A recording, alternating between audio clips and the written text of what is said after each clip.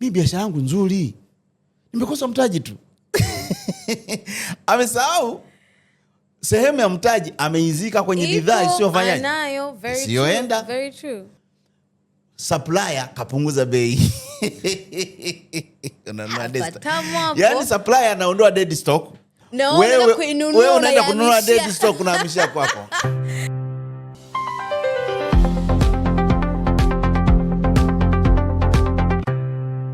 Data Podcast.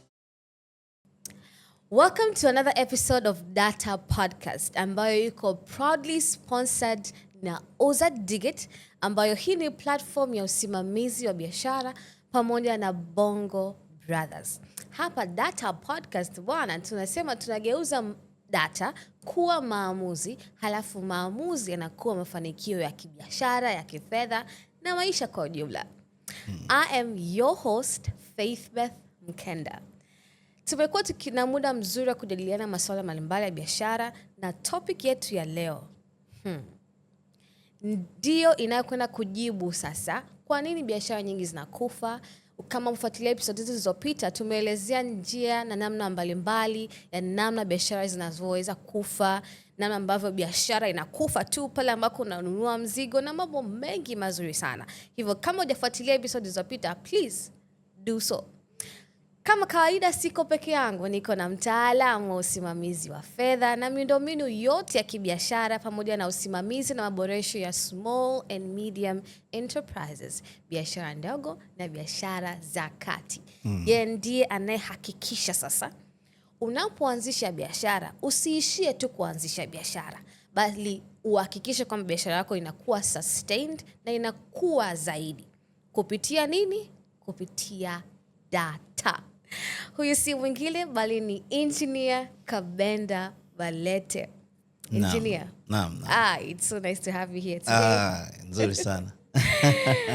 Sasa Engineer. Yeah. Ninakumbuka statements zako kadhaa ambazo tunaenda nazo kwenye kila podcast. Na ni statements ambazo zinaendesha biashara. Statement moja wapo ni cash flow is the bloodstream of the business. Yeah. Any business. Yeah. Kwa maana hiyo ni kwamba huwezi kufanikiwa au kupata faida au biashara yako ikakua without cash flow. Yeah. So you must have cash flow. Yeah.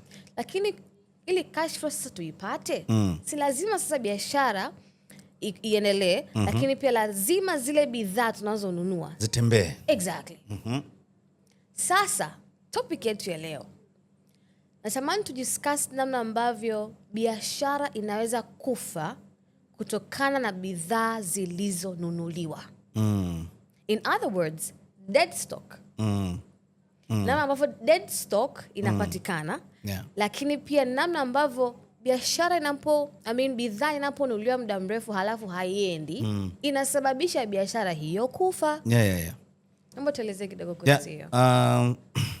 Ni kweli Faithbeth kwamba vipindi vilivyopita kuna siku nilisema kwamba mara nyingi biashara zinaharibika siku ile ya kwanza ya kwenda kununua mzigo. Yeah.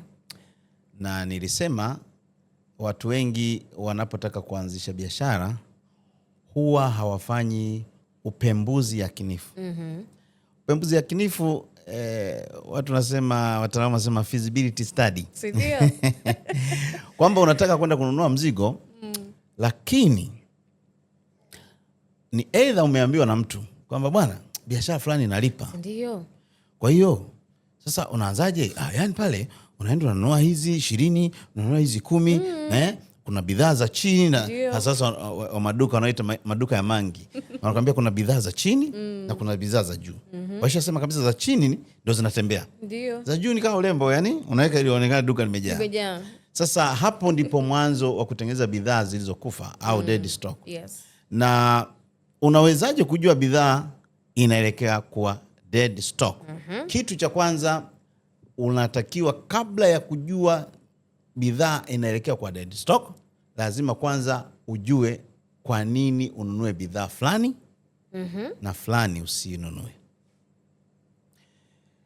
Unapoenda kununua mzigo sokoni, Kwa sababu tulisema soko na sokoni ni tofauti. Soko ni wanaonunua bidhaa zako, sokoni mahali pa kununua bidhaa. Ndio.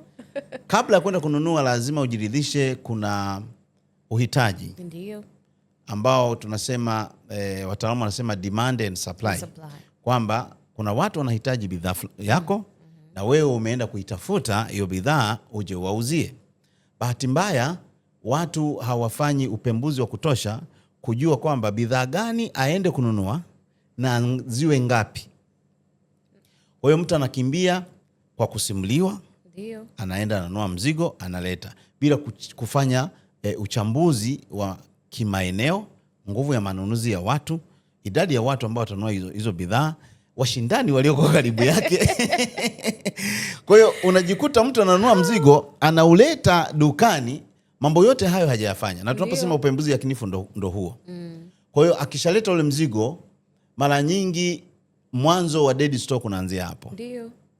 Na wafanyabiashara wengi ukienda kwenye maduka yao, ukiwauliza mzigo uliokufa, yani ambao hautembei, hauziki, ni mzigo ule wa kwanza kabisa walipokwenda kununua. Aliponunua vitu vingi kwa yani ile siku ya kwanza anaenda kujumua, wanasemaga kujumua, wengine wanasema kulangua. Siku ya kwanza ameenda kabisa, siku ya kwanza anaenda kununua ule mzigo. Unapoenda dukani kwake amekaa miezi 6, miezi 7, mwaka, ukimuuliza dead stock, bidhaa isiyonunulika, mara nyingi atakwambia hii tangu siku ile nimeanza kununua mzigo. Kwa hiyo wengine wanabahatika, ananunua mzigo ambao unatembea, wengine wananunua mzigo ambao hautembei. Mwisho wa siku una bidhaa 50, vinavyotembea ni nusu mzigo hautembei. Kwa mwisho wa siku unajikuta gharama ya kuendesha biashara inakuwa ni ngumu. Kwa hiyo kuna dalili kubwa sasa mzigo unapofika zinazoonyesha kwamba mzigo wako unaelekea kufa. Kwanza unapokuwa na mzigo ambao umekaa kwenye duka lako zaidi ya siku 30. Yani siku ya kwanza ulipouleta ule mzigo umekaa siku 30 hujauza huo mzigo hata kidogo, hata mmoja, hiyo bidhaa inaelekea kwa nini? Dead stock. Na nitakwambia madhara yake. Lakini pia bidhaa ambayo haiuzwi kwa kasi. Kwa mfano unauza mara moja, mara mbili, alafu ndani ya mwezi bidhaa ziko 20, kwa mwezi unauza mara moja. Hiyo ujue unaelekea kwenye nini? Kwenye dead stock. Lakini pia kwa sababu mzigo hauendi, ili wa mzigo uende unalazimika kupunguza bei ili uuzike. Tayari ujue hiyo bidhaa uliyoileta kwenye hayo mazingira yako sio bidhaa ambayo watu wako wanahitaji. Kwa hiyo unaanza kuelekea kwenye nini? Kwenye dead stock. Yaani lazima upige promo na nini ndio bidhaa ifanyeje? Iende. Lakini pia unakuta unaongeza mzigo, lakini mzigo, spidi ya kuongeza mzigo hailingani na spidi ya kufanya kutoa mzigo. Sasa mtu anaweza kaniambia, mbona mpaka mafurniture makubwa tu anakuwa na dead stock? Ina maana hizo hesabu zako unazosema hawazijui? Hapa hatuzungumzii biashara kubwa au ndogo, tunazungumzia dead stock. Sababu zake ni nini? Ndio. Unaponunua mzigo ukaleta dukani, lazima wewe unajua unaleta hiyo bidhaa kwa ajili ya wateja wa aina gani, ndio, na wako wangapi na utawapataje ili waje wanunue. Bahati mbaya ni kwamba FFBet wafanyabiashara siku hizi bado wanaendelea na taratibu zile zile za zamani. Ananunua mzigo, anaweka dukani, ananunua kiti kirefu. Sasa mimi ndo bosi bwana. Anakaa anasubiri wateja ambao hajui wanatoka wapi. Ndio. Wanakuja saa ngapi? Mwisho wa siku mzigo unadolola, fedha yake inakamatwa na ule mzigo. Sasa baada ya muda anangamua, anagundua kumbe bidhaa inayoendaga ni hii. Ndio sasa kila kiuza anakimbia. Sasa utasikia sasa mfanya biashara anasema hivi, mimi biashara yangu nzuri, nimekosa mtaji tu. Amesahau sehemu ya mtaji ameizika kwenye bidhaa isiyofanya, isiyoenda. Very true. Sasa mtu kama huyu anapokuja hata kwa watu ambao wanakopesha, mwisho wa siku mtu akichunguza stock yako, dead stock ni ya muda mrefu, afu bidhaa inayokimbia ni chache, anaanza kuwa na mashaka kwamba bwana, huwa ananunua bidhaa bila kujali. Kwa hiyo unaweza kupa mzigo, kumbe ni kwa sababu ya bidhaa nyingine. Akasikia kuna bidhaa nyingine inatembea huko, akaileta. Kumbe inatembea Mbagala, Gongo Mboto haitembei. Ndio, ni kweli. Mwisho wa siku bidhaa inakwenda vibaya. Na ili ujue kwamba mzigo unaenda vibaya, dead stock tunaikalculate. Sasa hapa ndipo mifumo kama Uza Digital wadhamini wetu inafanya vizuri. Exactly. Kwa sababu ili ujue kwamba in dead stock lazima calculate siku. Sasa wewe huwezi kwa kila siku na hesabu kwamba huu nilitaka siku fulani. Kwa hiyo mfumo wenyewe, kwa sababu lishaingiza siku ulionunua, sasa system inachukua stock iliyopo, inagawanya na mauzo ya wastani kwa siku. Manake nimestudy mfumo wa Uza Digital, wanachokifanya wanapima kitu kinaitwa stock velocity. Okay. Stock velocity ni nini? Kila bidhaa mfumo umeprogramiwa kwamba lazima kila siku iuzwe angalau mara ngapi? Mara moja. Kwa hiyo ikiuzwa mara 3 kwa siku, maana yake velocity ya hiyo bidhaa inafanyaje? Inaongezeka. Speed ya kuuzika inaongezeka. Okay. Inapewa hadhi inaitwa fast moving product. Okay. Kwa hiyo bila mfumo huwezi kujua. Ndio tunasema hii ni data podcast. Bila kuwa na mfumo huwezi kupata hizo taarifa za haraka haraka za kila siku. Ni ngumu sana. Huwezi kwa kila siku naandika hivi. Hata akili inachoka pia. Inachoka, huwezi. Kwa hiyo Faith, hizo ni sababu kubwa ambazo zinafanya watu wawe na mizigo ambayo haitembei, bidhaa ambazo zimelala tu. Naamini wasikilizaji wangu wanaamini wale wanaofanya biashara wanajua anachokisema. Kabisa. Yeah. Na engineer, sasa unadhani kwa nini wafanya biashara wengi huwa wananunua hizi dead stock? Yaani unajikuta mtu anaendelea kununua dead stock. Ananunua tu bila kufahamu. Wengi wananunua bidhaa kwa hisia kama nilivyosema pale mwanzo. Unafanya maamuzi bila taarifa. Ndio. Unasema kwa mfano mtu anaenda kununua nguo. Hivi unajiuliza kwa nini mtu anafungua duka la nguo za watoto tu? Ametumia taarifa zipi? Alafu ananunua za watoto, alafu watu wakiingia pale kwa anamuuliza na za wakubwa. Sasa wewe za wakubwa? Mwisho wa siku anajikuta kumbe nilikosea. Ningenunua za wakubwa.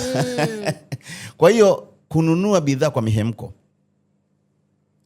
au unatumia historia kwamba hii bidhaa zamani ilikuwa inauza sana, au jamaa alikuwa anauza sana. Unatumia taarifa za zamani. Kwa hiyo unaenda unanunua nini? Mzigo. Lakini pia kukopi na kupesti. Maana Faith, hakuna kitu kibaya kwa wafanyabiashara kama kufanya biashara kwa sababu fulani amefanikiwa. Engineer, hilo swala. Ushaikuona umeingia mtaa fulani, duka la kwanza ni biashara hii, duka la pili ni the same business. Yeah. La tatu, ni mtaa wa biashara fulani. Kuna mtu alianzisha. Ndio. Wa pili akaona nikiweka pale pembeni yake, jamaa alikuwa anauza, nitauza. Sasa wanaanza kugombania wateja wachache waliokuwa nao. Hakuna mbunifu. Mwisho wa siku ndio wengine unakuta wanarogana. Kweli. Unajua kwa biashara wanarogana. Sasa hatuwezi kwenda kwenye mambo ya kurogana. Sisi tunazungumzia mambo ya sayansi. Kwa hiyo unaiga wengine. Fulani anauza sana hii bidhaa, ngoja na mimi nifanye niuze. Hiyo ndio. Hujai kusikia watu wanakuambia I say ukitaka kuanzisha biashara ambayo iko fresh, fungua hardware. Very true. Hardware haifi. Yani au mwingine anakuambia sasa hivi vipuli vya pikipiki brother ndili. Sasa ni kweli ni dili, lakini wapi? Vya aina gani? Exactly. Vya shilingi ngapi? Ndio. Lakini pia mtu anaenda kununua bidhaa bila kujua aina ya wateja. Very true. Ananunua mzigo hajui aina ya wateja, lakini eneo alilopo. Hii ni sababu ya watu kuendelea kununua mizigo ambayo inakuja kwa dead stock. Sababu nyingine ni nini? Kununua kwa wingi kwa sababu supplier kapunguza bei. Yaani supplier anaondoa dead stock. Wewe unaenda kununua dead stock unahamishia kwako. Kwa sababu supplier au yule msambazaji anapokuwa anapunguza bei sana, anataka wewe uje ununue kwa kutumia nini? Ufahamu wa wateja ulionao kwamba wanahitaji bidhaa haraka. Sasa wewe unaamua kununua mzigo mwingi kwa sababu bei imeshuka. Unasema hii ni jenda. Wewe hujiulizi kwa nini mwenzio kashusha kwa 50%. Lazima kabla kununua bidhaa uwe na nini? Na demand. Ndio maana demand and supply ndio control ya biashara duniani. I agree. Na kuna hesabu nyingi, ukisikia economics iko hapo. Demand and supply. Wakati gani supply? Kwa sababu iko hivi. Supply ikiwa kubwa, nini kinatokea kwenye bei? bei inapungua. Ndio. Supply ikiwa kidogo, bei inashuti. Maana yake ni nini?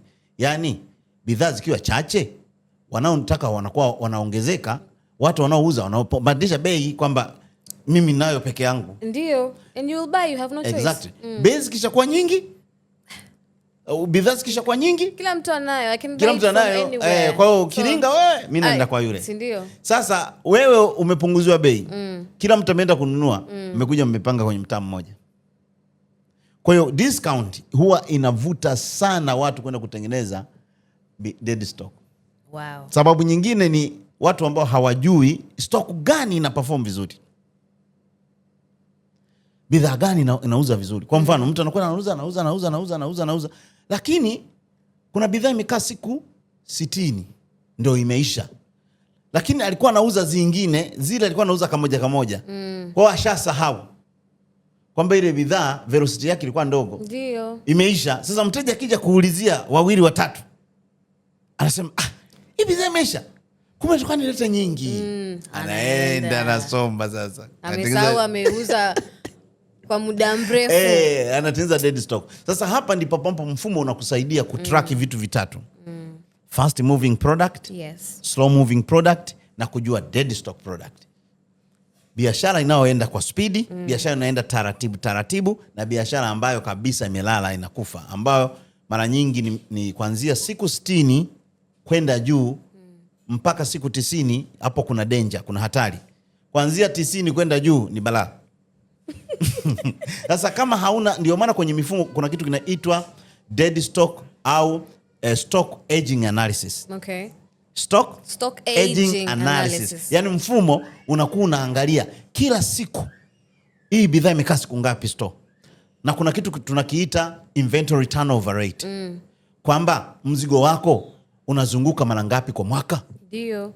Yaani umeleta stock, ndani ya mwezi umeisha, unaleta nyingine, ndani ya mwezi umeisha. Hapo ndo kuna biashara. Hapo ndo tunapata cash flow. Lakini wengine, sababu inayosababisha watu waendelee kununua mzigo ambao unakufa ni hofu ya kuishiwa bidhaa. Kwamba hii kisha siuzi. Yaani anahisi kisha tu hauzi, bila kujua kwamba hiyo bidhaa kiisha ni either uamue kwamba kwa movement hii nilivyokuwa naona, bwana nilete 2 tu. Ndio, kuliko kuna kuleta 100 zingine. Unaleta 100, kumbe wewe jiulize, ulikuwa na bidhaa 20, umetoa miezi 2. Ukileta 100. Imagine. Ni balaa hiyo. Sasa uzuri wa mfumo kama hii uza digit sana nakwambia, unakupa uwezo wa kuweka kitu kinaitwa stock reordering level. Yaani nimenunua bidhaa 20. Kulingana na historia ya bidhaa hii, sitaenda kununua bidhaa nyingine mpaka hizi zifike 2. Kwa sababu mfumo ushakuonyesha velocity ya hiyo bidhaa. Umeona? Kwamba hii bidhaa ndani ya siku 5 ndio nauza bidhaa hii 1.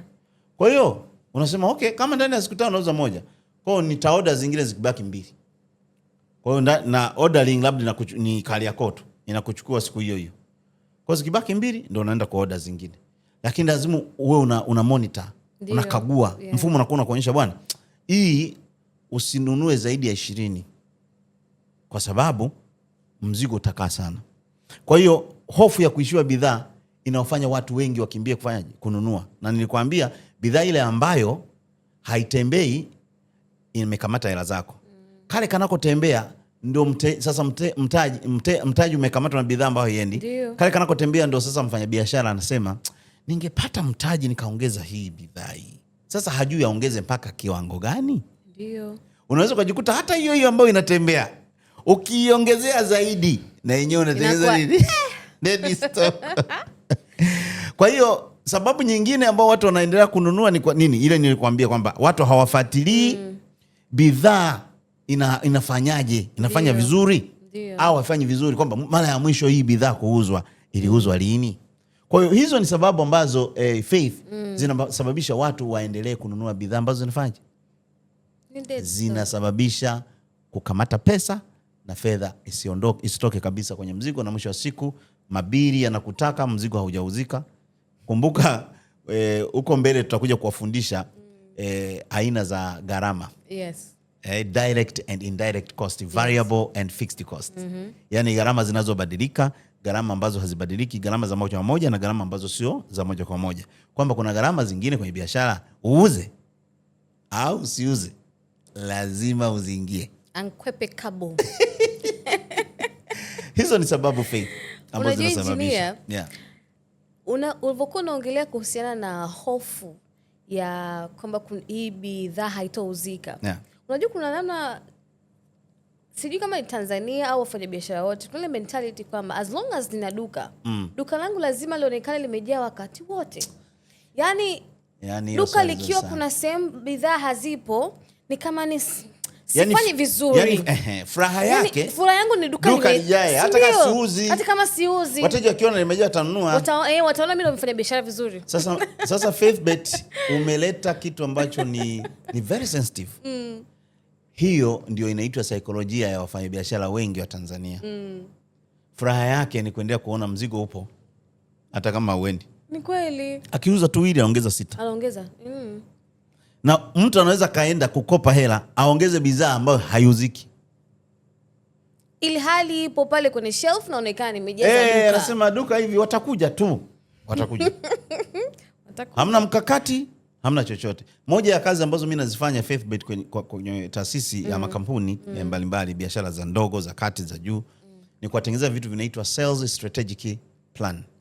Yani mkakati wa kimauzo.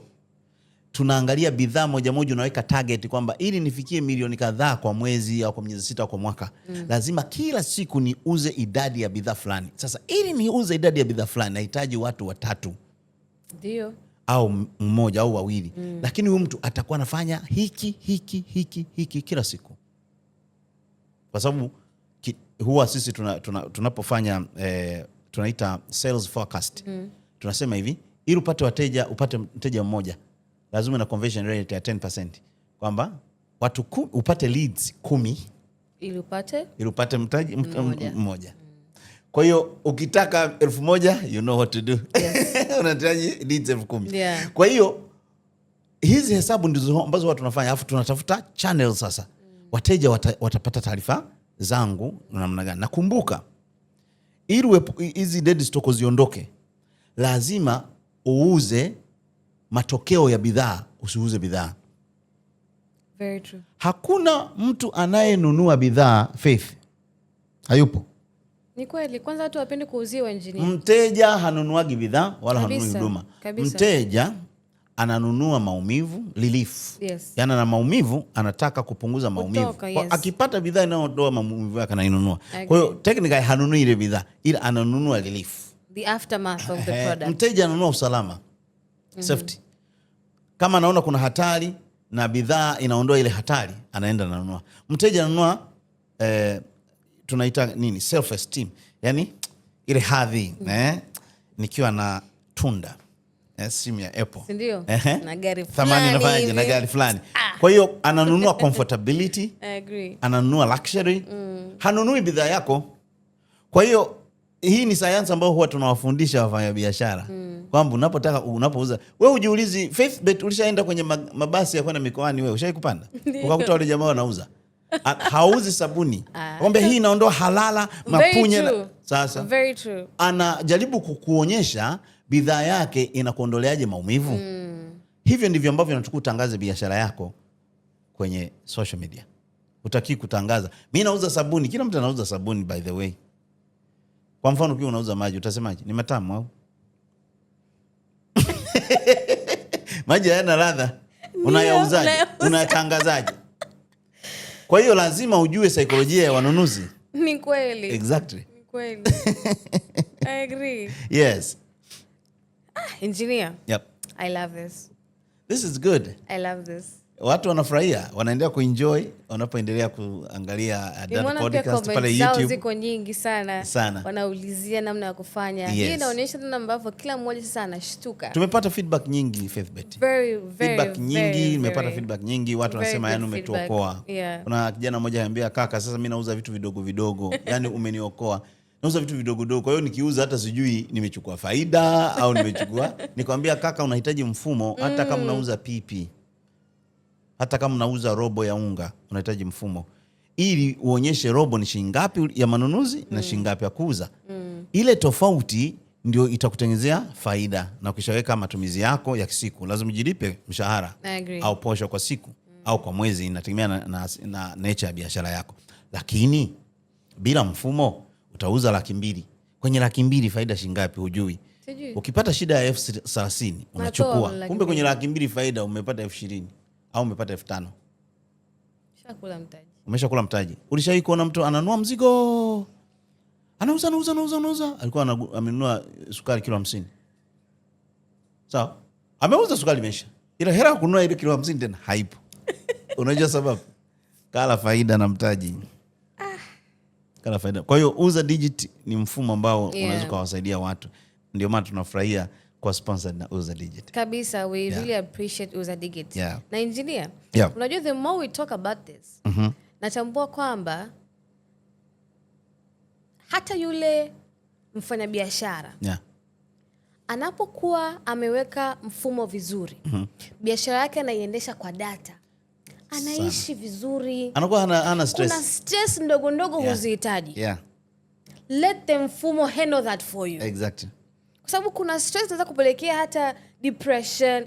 Ni biashara tu, ni shida, afya ya akili is distorted. Faith bet nakwambia, bila mfumo utachanganikiwa tu na huwezi ukakua, kwa sababu kumbuka, biashara yoyote hela ikiwa ni nyingi sio zako, ni za umma. Hela zikichakuwa kidogo ni zako. Sasa wengi wanataka hela nyingi wasijue kwamba ni za umma, maana yake zikiwa nyingi walaji wanaongezeka na lazima weke wafanyakazi. Sasa utawekaje wafanyakazi wengi alafu una mfumo? Haiwezekani. Haiwezekani. Na ndio maana tunasema hapa kwenye Data Podcast tunageuza hizi data sasa iwe maamuzi. Maana yake ni kwamba wewe kama mfanyabiashara, chukua maamuzi, fanyia kazi. If you have a question, uliza hapo kwenye comment section, uliza, utajibiwa, utapewa namna ya kuanza safari yako ya kuendesha biashara kwa data. Uzuri ni kwamba data inapokuwa vizuri kwenye biashara yako, huhitaji kuwa present. Na hiyo inakupa uhuru wa kufanya mambo mengine ya kuboresha maisha yako. Kuna watu ambao wana familia lakini wanakosa muda na familia kwa sababu biashara imebeba muda wao na hisia zao. Exactly. Everything iko kwenye biashara. Sasa ukiwa na mfumo, data ina handle all that. You have time with your family. Exactly. You have time to be productive. You have time to enjoy life. So everything tunachokiongelea hapa, engineer, ninaamini ukikifanyia kazi, si biashara yako tu itakayokuwa na itakayofaidika, hata wewe. So this is also for you. Sure. Thank you for tuning in. Usiache kucomment, usiache kulike, usiache kushare, kwa sababu naamini unao wafanyabiashara wengine ambao nawafahamu. Washirikishe hii video, waache na wenyewe wajifunze, waenjoy na wafanikiwe kibiashara. Thank you for joining us. I am Faith Beth Mkenda. Nilikuwa na engineer Kabenda Balete. We've had such a wonderful session. Thank you. And kama umeenjoy hii, basi gundua kwamba zinazofuata zinakwenda kuwa mara 10, mara 100, 1000 zaidi nzuri. So stay tuned for our next episode. This is Data Podcast. Thank you and see you on the next episode.